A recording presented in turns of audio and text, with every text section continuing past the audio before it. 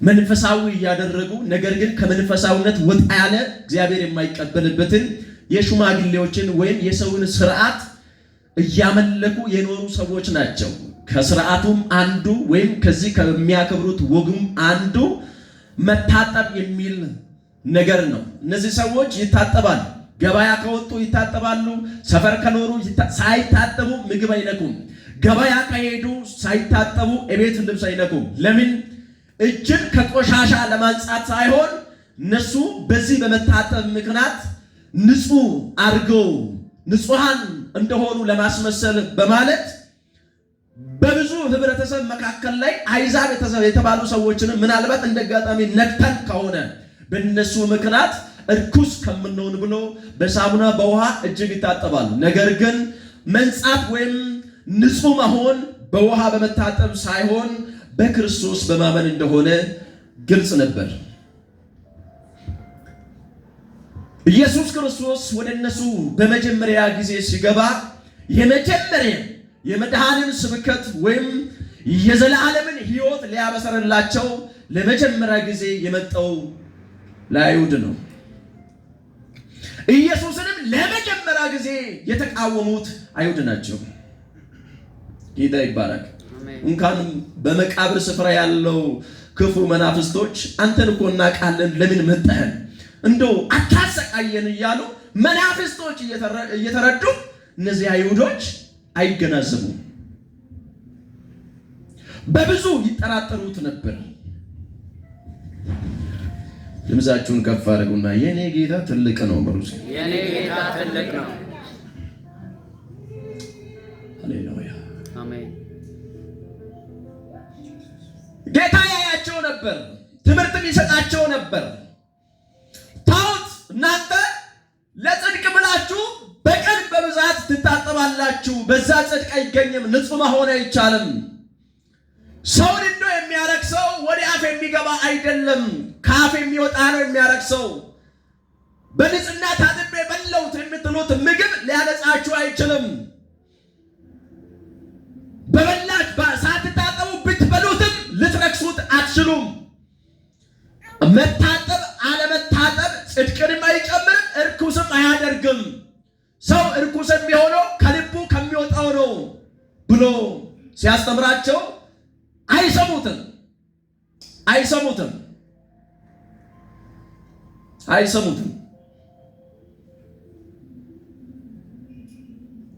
ኢየሱስ ጌታ ይበልጥ በዛ ቃል ላይ ይሰናከሉ ነበር። ባለመታጠብ በበላችሁ ጊዜ እርኩስ አልተባላችሁ። ይሄ አይደለም የሚያረክሰው። እናንተ ውስጥ ላይ አንድ ነገር አለ፣ ክፉ ሐሳብ አለ፣ ትዕቢት አለ፣ ተንኮል አለ። ይህ ግን እናንተን እጅግኑ ያረክሳል። ከልብ የሚወጣው ክፉ ሐሳብ፣ ከልብ የሚወጣው ክፉ ምኞት፣ ከልብ የሚወጣው በትዕቢት የተቀመመ የተኛውም ሐሳብ ሰውን በጭራሹ የሚያረክሰው ፈጽሞም ደግሞ የሚገለው ተግባር ይሄ ነው። ለሞት ስጋዊ ሞት አይደለም፣ ሕይወታችሁን የሚገለው ክፉ ሐሳብ እናንተ ውስጥ ነው። ወደ ሕይወታችሁ ወደ ውስጣችሁ እየገባ ያለው ምግብ ግን ለሞት አያዳርጋችሁም ብሎ ሲያስተምራቸው እጅግ ይቃወሙት ነበርና ደቀ መዛሙርቱ ይሄንን ጌታ ሆይ ዛሬ የነገርካቸውን ቃል የሰሙ ሰዎች እጅግ ባንተ ላይ ተቆጡት ሲል ኢየሱስ እንዲህ አለ፣ ችግር የለም አብ ያልተከለ ተክል ሁሉ ምን ይሆናል? ይነቀላል። በእኔ ትምህርት ላይ ያልቆመ፣ በእኔ ትምህርት ላይ ያልተተከለ፣ የሕይወትን ቃል ያልሰመ የእግዚአብሔርን መንግሥት ሊቀበል አይችልም። የእግዚአብሔር መንግሥት ያለው በእኔ ትምህርት ውስጥ ነው። የዘላለም ሕይወት ያለው በእኔ ትምህርት ውስጥ ነው። አንድን ሰው ፍጹም አድርገው ንጹህ አድርገው በሸንጎዎች ፊት፣ በከተማው ፊት፣ በኑሯቸው ሁሉ ጻድቅ የሚያደርገው የማ ትምህርት ነው? የኔ ትምህርት ነው ብሎ ኢየሱስ ይነግራቸው ነበር። ቀኝ እጃችሁን ከፍ አድርጋችሁ የኢየሱስ ትምህርት ሕይወት ነው በሉ እስኪ። የኢየሱስ ትምህርት ሕይወት ነው። አይ ቀና ብላችሁ አውሩ። ድገሙና የኢየሱስ ትምህርት ሕይወት ነው በሉ። የኢየሱስ ትምህርት ሕይወት ነው። አብ ያልተከለ ተክል ሁሉ ምን ይሆናል? ይነቀላል። እኔ በምሰብከው በሚነግረው ቃል ላይ ያልተተከለ ያልቆመ ልቡን ያልጣለ ያልተሰጠ ሰው አትጠራጠር፣ የእግዚአብሔርን መንግሥት አይገባም። በእኔ የሚጠራጠረው ካል የሚመጣውን መንግሥት ሊቀበል አይችልም። እነዚህ ሰዎች በመታጠብ ባለመታጠብ የሚያደርጉት ጽድቅም የለም እርኩሰትም የለም። በውስጣቸው ያለው ትዕቢትና ተንኮል አመንዛሪነት ሳይወጣ በፍጹም እነዚህ ሰዎች ሊጸድቁ አይችሉም። በእኔ ማመን አስቀድሞ የመጀመሪያ ትምህርቱ ነው ብሎ ይነግራቸዋል። ይህንን ቀን የሚቀበሉ ሰዎች አይደሉም። ጌታ ይባረክ። አሜን።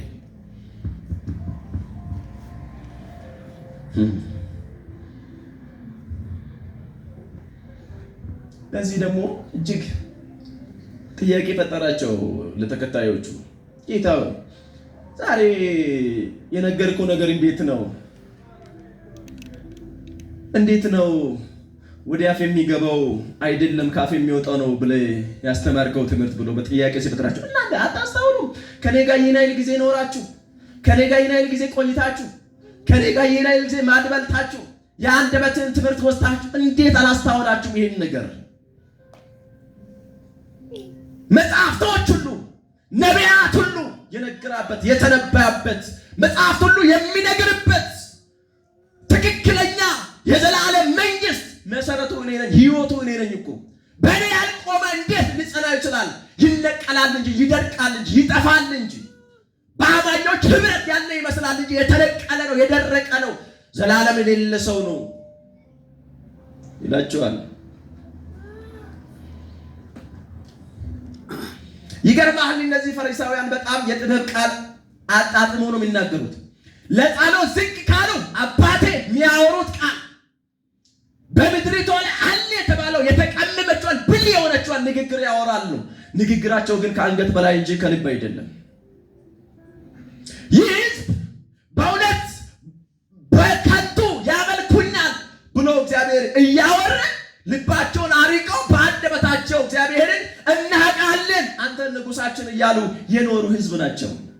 በጥበብም ቢሆን በንግግር ብልህነት ብታይ እነዚህ ሰዎች የመጀመሪያ ጻድቃን ይመስላሉ። በልብ እምነት ግን የመጨረሻ የካዱ ሰዎች ናቸው። ሃሌሉያ አሜን።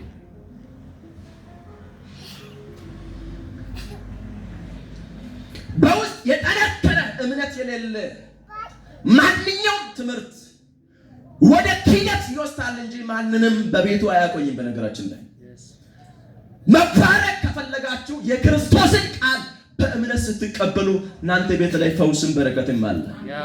አትናወጡም። አሜን። ያጸናችኋል። በምንም የተዋጋችሁ የጠላት ቀስት እናንተ ሰፈር ሊኖር ሊመስል ይችላል። ቀድሞ የወደቀ ነው። የማዳን ቃል ቤታችሁን ገብተዋል። ሃሌሉያ ኢየሱስ ጌታ። አሜን። ደግሞ ደጋግሞ ይህንን ትምህርት ሲያስተምራቸው የሚሰሙ ይመስላሉ፣ ግን የማይሰሙ ናቸው። አፋቸው እንደ ማር ጣፋጭ ነው፣ ልባቸው ግን ተንኮለኛ ነው። እግዚአብሔር ደግሞ በአንደበት በተመረጠ ቃላት ሳይሆን በሰው የሚደሰተው እየተንገዳገድክም ቢሆን በሱ ባለው እምነት ነው። እምነት ምን ማለት ነው? እርግጠኛ መሆን፣ ፈቃድን ለእግዚአብሔር መስጠት፣ በሕይወት ዘመን ሁሉ አለቃ አድርገህ እግዚአብሔርን ታላቅ አድርገህ መኖር፣ በሚመጣውና በሚሄደው ነገር ሳታነጻጽረው እግዚአብሔር ትልቅ ነው ብለህ ሐሳብ ሳትቀይር በፊቱ መኖር፣ እግዚአብሔርን ከቁሳዊ ነገር ጋር ሳታገናኘው የዘላለም አምላክ እንደሆነ ስታመልክ እሱ በቤት ይከብራል። አሜን። ይህ እምነት ያለው ሰው ገንዘብ ባይኖርም ጌታ ያለው የዘላለም አለው፣ ሕይወት አለው። አሜን በይ። በረከት አለ። አንተ ቤት ላይ አለ። እውነትን የገለጠ ብርሃን አንቺ ውስጥ ላይ አለ። ዘላለምን ያበራልሽ ብርሃን። አንድ ሰው ሊባርካችሁ ዛሬ ከዚህ ስትመለሱ ወደ ነገሮቻችሁ፣ ወደ ቤታችሁ፣ ወደ ሰፈራችሁ ስትቀላቀሉ በኢየሱስም ለተለየ ዓላማ እናንተን ብቁ የሚያደርግ የክርስቶስ መንፈስ እንደገና ቀና ያደርጋችኋል። ዋው! በጠላት ብዛት ሳትናወጥ ኑር። የልብህን ፈቃድ ለጌታ ሰጥተህ ኑር። በሚያልፍ በሚመጣ በየትኛው ነገር አታነጻጽር። ጌታ በአንተ ቤት ላይ መታወቂያ ይሁንልህ። አንተ ከምትፈራቸው ከየትኛውም ነገር ያድንሃል። ዘላለም እሱ ነውና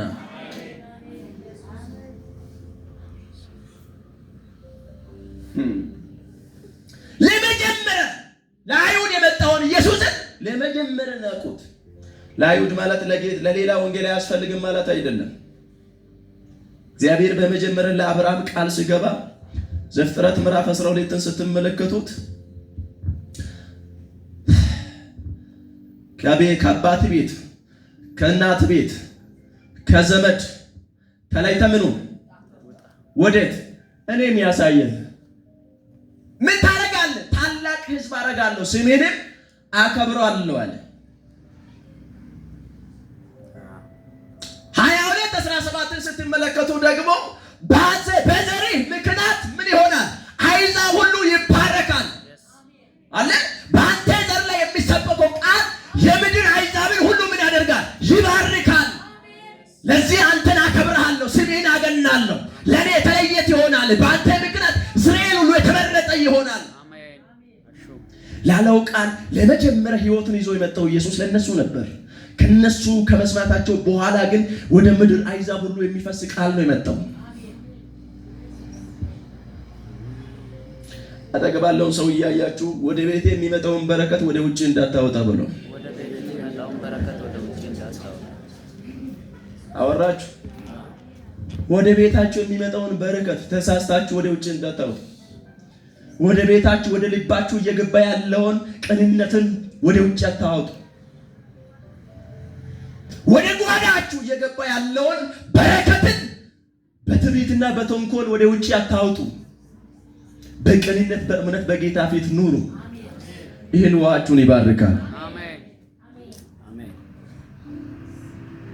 የምትጸጸትበትን እድል ጌታ አይሰጥም።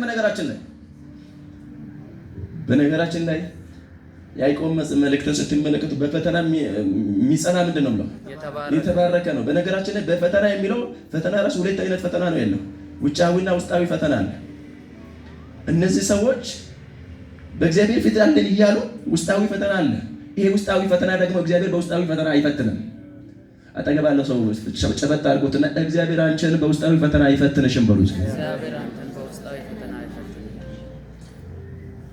ተሳስተዋል ብለህ እግዚአብሔርን በስህተት ነው የፈተነኝ እንዳትለው። በውጫዊ እግዚአብሔር ሊፈቅድ ይችላል። ለምሳሌ ለኢዮብ ያመጣው ፈተና ምንድን ነው? ውጫዊ ፈተና ሰውነት ሙሉ እስኪቆስል ድረስ እግዚአብሔር መልሶ ኢዮብ የሚያደርግ አምላክ ነው። ትል ቢወጣ ራሱ ወደ ውጭ ይጣላል ይሸታል የተባለውን መልሶ በቤቱ የሚያኖር አምላክ ነው። እግዚአብሔር ዝም ብለህ እናንተ ቤት ላይ የሆነ ነገር እንዲገባ ዝም ብለህ በሆነ ነገር እንድትገዳደር እግዚአብሔር ትቶ አይደለም። የማሸነፍ ስልጣኑ በእጁ ስላለ ነው። በእነዚህ ሰዎች ላይ ውስጣዊ የሆነው እግዚአብሔር የሚጸየፋቸው ነገሮች ትዕቢት፣ ተንኮል፣ አመንዛርነት። በነገራችን ላይ እግዚአብሔር በእንደዚህ አይነት ነገር አይፈተንምም፣ ሰውንም አይፈትነውም። ይበልጥ እኛ ራሳችን ደፍተን ከእግዚአብሔር የሆነውን ለመቀበል በፊቱ ብቁ ስንሆን ይኸው ተጠማሁኝ ጌታ ሆይ ስትሉት ንጹህ ነገር ነው በውስጣችሁ ለጌታ የሚቀደው።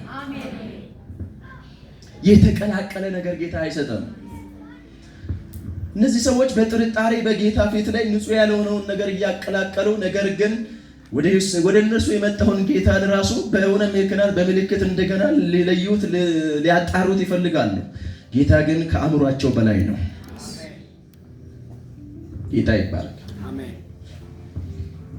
ድምፃችሁን ከፍ አድርጉና የኔ ጌታ ወይስ የኔ ጌታ ከአእምሮዬ በላይ ነው። ከአእምሮዬ በላይ ነው። ሃሌሉያ። ደረስኩ። ቁጥር 21 ኢየሱስም ከዛ ወጥቶ ወደ ጢሮስና ወደ ሲዶና አገር ሄደ። እነሆ ካናናዊት ሴት ከዚያ አገር ወጥታ ጌታ ሆይ የዳዊት ልጅ ማረኝ፣ ልጄን ገኔን ክፉኛ ይዟታል ብለሽ ጮኸች። እርሱ ግን አንዳች አልመለሰላትም። ደቀ መዛሙርቱ ቀርቦም በኋላችን ትጮኻለችና አሰናብታት እያሉ ለመኑት። እርሱ መልሶ ከእስራኤል ቤት ለጠፉት በጎች በቀር አልተላኩም አለ። እሷ ግን መጥታ ጌታ ሆይ እርዳኝ እያለች ሰገደችለት። እርሱ ግን መልሶ የልጆችን እንጀራ ይዞ ለቡችሎች መጣል አይገባውም አለ። እሷም አሁን ጌታ ሆይ ቡችሎችም እንኳ ከጌቶቻቸው ማዕድ የወደቀውን ፍርፋሬ ይበላሉ አለች። በዛን ጊዜ ኢየሱስ መልሶ አንቺ ሴት እምነትሽ ታላቅ ነው፣ እንደወደድሽ ይሁንልሽ አላት። ልጇም ከዛች ሰዓት ጀምሮ ዳነች። ጌታ ይባረክ። አሜን። እቺ ሴት በጣም ይገርማችኋል፣ አሕዛብ ናት። በዛ ሰዓት ይሄንን ቃል የመስማት መብት አልተሰጣትም። የክርስቶስን ትምህርት የመማር ዕድል አልተሰጣትም። የክርስቶስን በረከት የማግኘት ዕድል አልተሰጣትም። ምን ብለዋል? እኔ ከእስራኤል ቤት ለጠፉት በጎች በቀር ለሌላ አልተላኩም ብሏታል። ነገር ግን እቺ ሴት ከኢየሱስ እንዲህ ብሎኛል ብለ የምትሄድ የለችም። አንዳንድ ሰዎች አሉ ቶሎ ቶሎ በእግዚአብሔር ላይ የሚያቀርፉ። ቶሎ ቶሎ አይደሰትም፣ ቶሎ ቶሎ ግን ያቆርፋል። ያጠገባለ ሰው ለምንድን ነው የምታቆርፈው ብለው እግዚአብሔር እኮ ምን እንዴ ያደረገኝ ታዲያ ጥሩ አይደሰም። ከእጅ ጤናው ካን ቶሎ ቶሎ አይደሰትም። እኔ በጣም ይገርመኛል። የሚራ አንዳንድ ሰው እቺ ሴት ከአሕዛብ ወገን ሆነ ከአረማውያን ወገን ሆነ ኢየሱስ ጋር በድፍረት መጣችና አንቺ ሴት ተይ፣ ዛሬ ይህንን ትምህርት የመስማት ዕድል የላሽም። አሁን ዕድል ያላቸው የአይሁድ ነው። ተረጋጊ። ለምን የልጆችን እንጀራ አሳልፎ ለቡችሎች አይሰጥም ስትለው ጣልቃ ገብችና ጌታ እኔን እርዳኝ አለች። እንዴት ውሾችም እኮ ወደ ጌቶቻቸው ጠጋ ብለው የወደቀውን ፍርፋሪ ይበላሉ። ያ ማለት ምን ማለት ነው? አሁን ዕድል የአይሁድ ቢሆንም እኔ እንኳን ቀርቤ ለቤቴ የሚሆነውን ብቆ የሆነውን መድኃኒት እናገኛለን። ለነሱ የየቀን ትምህርት ቢሰጣቸው፣ ለእኔ ግን ዛሬ ከአንደበቴ የምታወጣው ቃል የዘላለም እንጀራ ነው። ለእኔ ግን ከአንደበቴ አንዴ የምታወጣው ቃል፣ አሁን የምትረዳኝ ያ ቃል የዘላለም የሕይወት መዝገብ ናት። እንደ ተራ ነገር አልመለከትም። ቡችሎች ያለው በነገራችን ላይ ኢየሱስ ንቋት አይደለም። ውሻ ማለት በአይሁድ በጣም የተጠላ ነው። አይሁዳውያን እነዚህን ሰዎች በጣም እርኩስና አስጸያፊ ሰዎች አድርገው ነው የሚጠሉት። አይሁዳውያን ምን ኃይል እንደዚህን አረማውያን እንደሚጠሉት ያውቃል ኢየሱስ። ለዚህ ነው አሁን ለተለዩ በቅድማ የአብርሃም ዘር ለሆኑ ሰዎች ያመጣሁትን ትእዛዝ አሁን የነዚህ ወገን ሁሉ ሳይሰሙ ጣልቃ መግባት አይቻልም ሲል ቡችላ በልቶ እስኪነሳ ጌቶች በልቶ እስኪነሱ መጠበቅ የለበትም። ጣልቃ መግባት ነው ያለው። ለምን? ለቤቴ የሚሆነውን መድኃኒት ለመውሰድ። ዛሬ ሊባርካችሁ በጌታ በኢየሱስ ክርስቶስ ስም፣ በጌታ በኢየሱስ ክርስቶስ እናንተን እየፈለገ ያለው ቃል በኢየሱስ ስም እስካላችሁበት ያገኛችኋል። ጮኻችሁ አሜን አትሉም? ዝም አልልም። ፍለጋዬ አንተን ነው። ማነህ አንተ? የዳዊት ዘር፣ የዳዊት ዘር። ጌታ ሆይ ምን አድርገኝ? ማረኝ። የኔን ድካም አልፈው የኔን ቤት ግባ። የኔን ስንፍና አልፈ እኔ ፊት ለፊት ያለኝን ይሄንን ገደብን አልፈ የኔን ቤት ግባ። በአይሁድ ዘንድ የተነገረልኝ ነቀፌታን ሰብረ የኔን ቤት ግባ። በምንም የማልጠለው ከኔ የማይወድቀው ነገር አለ። ካፌ የሚወጣው ይህ አንዲት ቃል ግን ለኔ የዘላለም ትምህርት ነው። አሁን ይቀናል ድል እንደሌለን አውቃለሁ። ግን ጠጋ ካሉ ችግር የለም፣ የወደቀውን ያገኛል። በድንገትም ዛሬ የሚወጣው ቃል ለኔ ይሆንልኛል። ዛሬ በጌታ በኢየሱስ የጠበቀው ሌላ ሊሆን ይችላል። እግዚአብሔር አንተን ለፈለገ ዓላማ በኢየሱስም ይሄ ቃል ያገኛል።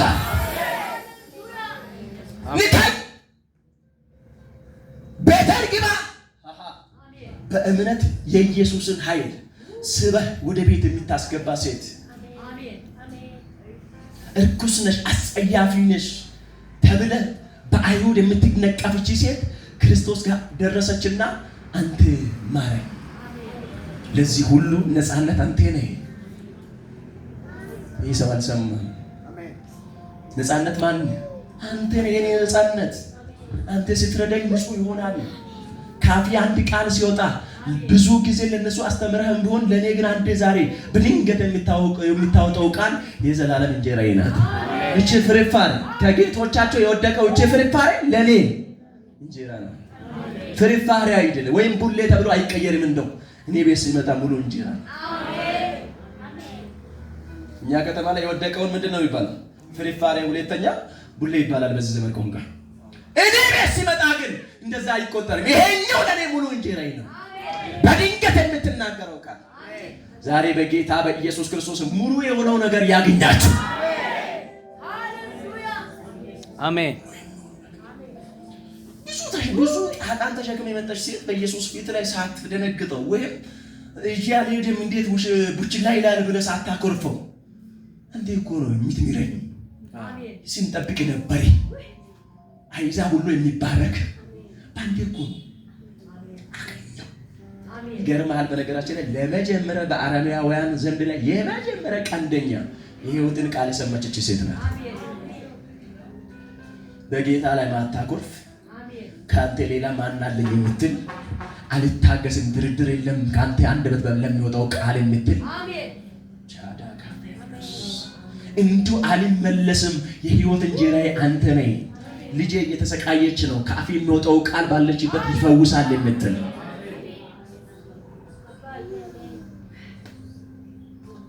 አብቾ ዕብራውያን 11 አንብብልን። ዛሬ አንድ ሰው በእምነት ኃይል ይፈወሳል። ምን ነው? አሜን። ድምፅን ከፍ አድርገውና ይፈወሳል ነው መልባከ 11 እምነትም ተስፋ ስለምናደርገው ነገር የሚያስረግጥ የማናየውንም ነገር የሚያስረዳ ነው። የማናየውን ነገር የሚያስረዳ ነው። እሺ ለሽማግሌዎች የተመሰከረላቸው በዚህ ነውና ዓለሞች በእግዚአብሔር ቃል እንደተዘጋጁ ስለዚህም የሚታየው ነገር ከሚታዩት እንዳልሆነ በእምነት እናስተውላለን። አቤል ከቃየል ይልቅ የሚበልጥን መስዋዕት ለእግዚአብሔር በእምነት አቀረበ። በምን? በዚህም እግዚአብሔር ስለ ስጦታው ሲመሰክር እርሱ ጻድቅ እንደሆነ ተመሰከረለት። ሞቶም ሳለ በመስዋዕቱ እስከ አሁን